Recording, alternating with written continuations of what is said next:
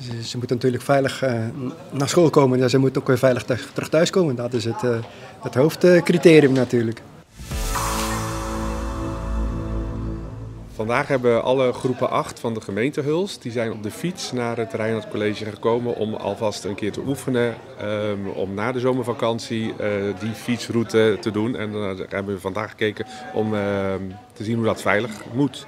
Deze leerlingen van de Vlaswiek in Koewacht benadrukken het belang van deze les. Omdat er in Nederland in een jaar ongeveer 746 doden voorkomen en dat moet niet eigenlijk, dus dat moet verminderen. Fatbikes, elektrische fietsen, het verkeer wordt drukker, de maatschappij verandert.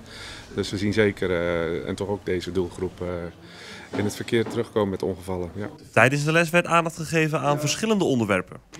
Nou, we hebben eigenlijk gewoon geleerd hoe je veilig naar hier moet komen en dat je niet met bijvoorbeeld je telefoon op je fiets mag. We hebben de knelpunten even besproken, waar ze tegenaan rijden, gevaarlijke kruisingen die ze passeren. En daar worden ze dan op gewezen van jongens, hier eventjes aandacht voor het verkeer. Doe geen oortjes in met muziek op, want dan hoor je gewoon niet het omrijdende verkeer. Niet met een gsm rijden, niet zonder handen, niet met 4 naast elkaar. Eigenlijk de geëikte dingen. Maar juist belangrijk om voor deze leeftijd nog een keer te benadrukken. En met die verkeersveiligheid gaat het straks na de vakantie wel goed zitten. We hebben voor het laatst ook nog verkeersexamen gedaan, dus iedereen is geslaagd. Dus dat is ook wel een goed gevoel en dan heb je veel vertrouwen. Dus.